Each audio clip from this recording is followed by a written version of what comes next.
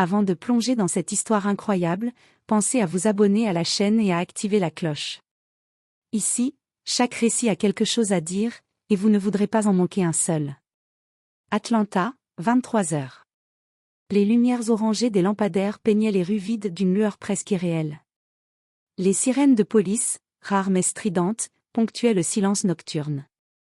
Marcus Johnson, officier de police depuis 10 ans, connaissait chaque ruelle, chaque coin sombre où la ville pouvait cacher des surprises. Homme calme, méthodique, mais toujours fier de son uniforme noir et de son insigne brillant, il patrouillait avec la certitude de servir la justice. Ce soir-là, il ne s'attendait pas à rencontrer Samuel Whitman, un milliardaire du quartier résidentiel de Buckhead, connu pour son arrogance et son mépris des règles quand elles ne servaient pas ses intérêts. Whitman, blond, vêtu d'un costume sur mesure, descendit de sa limousine en maugréant parce qu'un feu avait duré trop longtemps à son goût. Il n'avait pas prévu qu'un simple contrôle de routine allait transformer cette soirée en humiliation publique. Lorsque Marcus l'invita poliment à présenter ses papiers, Whitman éclata de rire, avec un ton condescendant, dit « Vous pensez vraiment que je vais obéir à quelqu'un comme vous ?» Dans ce seul regard, Marcus sentit le poids de l'arrogance et du racisme. Mais il garda son calme. La tension entre eux se fit palpable, le vent de la nuit semblait s'arrêter, suspendu à cette confrontation. Whitman, convaincu que sa richesse lui conférait un pouvoir absolu, ne voyait pas le danger de son mépris. Il ignorait totalement qu'un simple acte d'orgueil allait bientôt se retourner contre lui. Cette nuit-là, Atlanta ne sut pas encore qu'elle venait d'être témoin d'une leçon sur l'arrogance, le racisme et le véritable pouvoir que la justice pouvait exercer, même face à l'argent et au statut social. Le lendemain matin, les rues d'Atlanta semblaient normales, mais pour Marcus Johnson, la tension de la veille persistait encore dans ses muscles et dans son esprit. Il n'avait pas cherché la confrontation avec Samuel Whitman, mais quand l'arrogance et le mépris croisent la loi, le devoir exige de rester ferme. Samuel Whitman, quant à lui, ne voyait dans cette rencontre qu'un léger désagrément qu'il comptait vite oublier. À ses yeux, Marcus n'était qu'un simple policier, un obstacle temporaire dans sa vie de luxe. Il repensa à la scène de la veille, un sourire cruel sur les lèvres, certain d'avoir mis l'homme noir à sa place devant les passants. Le jour avançait et Whitman, toujours convaincu de son impunité, décida de se rendre à son club privé. Sur le trottoir, il croisa Marcus pour un contrôle routinier, et cette fois, il n'eut aucun filtre. « Sérieusement, encore toi ? Vous pensez vraiment pouvoir m'arrêter, policier ?» lança Whitman en riant, son regard froid et méprisant tranchant dans l'air. Marcus, immobile et digne, répondit calmement. « Mon travail est de protéger la loi, Monsieur Whitman.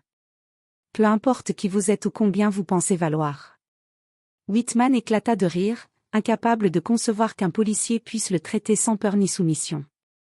Il pointa son doigt vers Marcus, cherchant à intimider, et en public, le rabroua avec des mots humiliants. « Vous n'êtes rien.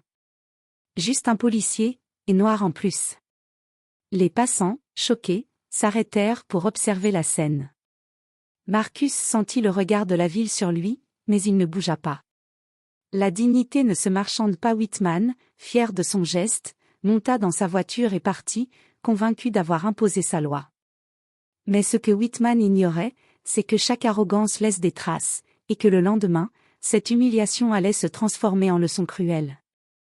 Le lendemain matin, Samuel Whitman se réveilla dans son somptueux penthouse de Buckhead, pensant que la confrontation de la veille n'était qu'un incident mineur. Son miroir reflétait son arrogance habituelle, costume parfait, montre en or, et ce sourire de supériorité qu'il croyait indestructible. Mais à peine avait-il pris son café que le téléphone sonna. L'écran affichait un numéro officiel qu'il ne reconnut pas immédiatement. Avec un haussement de sourcils, il décrocha. « Monsieur Whitman, ici le département de police d'Atlanta. Nous avons reçu un rapport concernant votre comportement de la veille. » Whitman éclata de rire, pensant à une erreur administrative. Mais la voix au bout du fil devint plus ferme, plus sérieuse. On lui expliqua qu'il avait été signalé pour avoir publiquement humilié un officier de police et que cette affaire allait désormais faire l'objet d'une enquête officielle. La colère et l'incrédulité se mêlèrent. Comment un simple policier pouvait-il provoquer autant de complications pour lui, l'homme le plus influent de la ville ? Mais il y avait pire. Le rapport mentionnait Marcus Johnson par son nom, soulignant son impeccable dossier professionnel et ses relations avec des commissions de sécurité publique à l'échelle nationale. Whitman sentit un frisson parcourir son échine. Pour la première fois, il comprit qu'il avait gravement sous-estimé Marcus. La richesse, le pouvoir et le statut social ne suffisaient pas toujours pour imposer sa loi. Dans son bureau, Whitman relut le rapport. Chaque détail le frappait, le courage de Marcus, sa dignité face à l'arrogance, et surtout, la menace implicite que ses actions pourraient avoir des conséquences bien plus graves qu'il ne l'avait imaginé. Cette journée marquait le début d'un renversement inattendu. Whitman allait bientôt apprendre que l'humiliation qu'il croyait infliger à un simple policier allait se retourner contre lui, et que Marcus Johnson n'était pas un homme à qui l'on pouvait manquer de respect impunément. L'après-midi tombait sur Atlanta, et Samuel Whitman sentait déjà le poids de sa propre arrogance. Il tenta de reprendre ses habitudes, mais chaque sonnerie de téléphone et chaque notification lui rappelait que la ville ne l'avait pas oublié. Son nom circulait dans les bureaux de la police et dans les commissions de sécurité publique. Même certains journalistes l'avaient contacté pour en savoir plus sur l'incident. Pendant ce temps, Marcus Johnson poursuivait sa journée normalement. À la station, ses collègues remarquèrent une certaine tension dans l'air. Marcus avait reçu le rapport de la veille et savait que Whitman allait réaliser, à son tour, que ses gestes n'étaient pas sans conséquences. Le soir venu, Samuel décida de se rendre au département de police pour clarifier la situation. Mais il fut accueilli par une réception glaciale. Marcus, en uniforme impeccable, l'attendait derrière le comptoir. « Monsieur Whitman, je suppose que vous êtes ici pour comprendre pourquoi vos actions ont des conséquences, » dit Marcus calmement, mais avec une autorité qui fit frissonner Whitman. Whitman tenta un sourire, un mélange de nervosité et d'arrogance, mais il n'eut pas le temps de parler que Marcus continua. « Vous avez humilié un officier en public. Ce n'est pas seulement irrespectueux, c'est illégal. Vous allez devoir répondre de vos actes. » Pour la première fois, Whitman sentit sa richesse et son influence perdre leur pouvoir.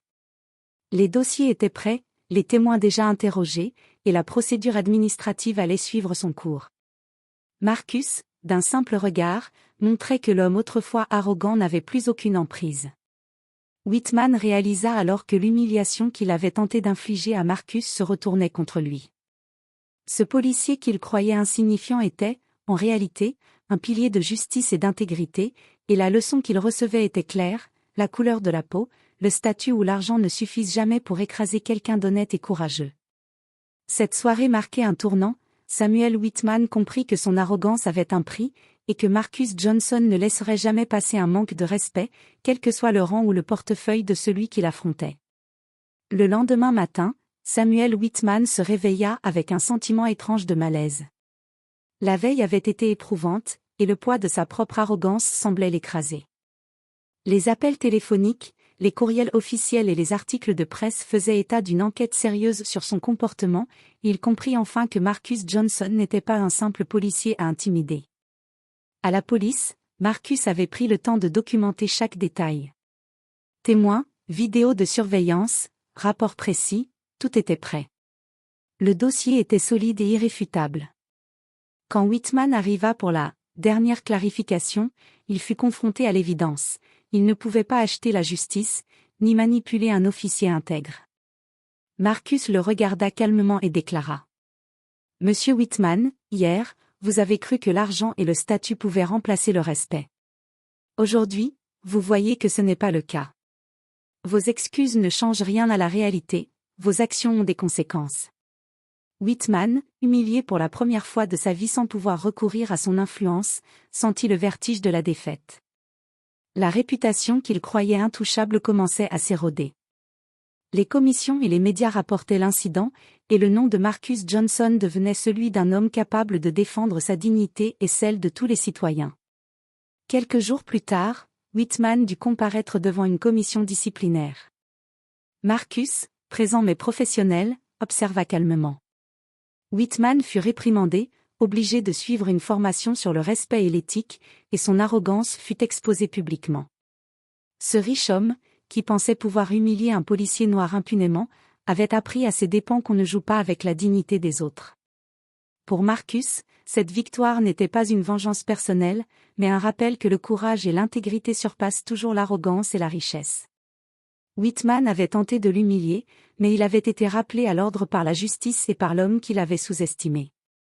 La leçon était claire, le vrai pouvoir réside dans la droiture et la dignité, pas dans l'argent ou la couleur de peau. Et dans les rues d'Atlanta, Marcus Johnson reprit sa patrouille, plus respecté que jamais, tandis que Samuel Whitman ne pourrait jamais oublier l'humiliation qu'il avait cru imposer, mais qui, en réalité, s'était retournée contre lui.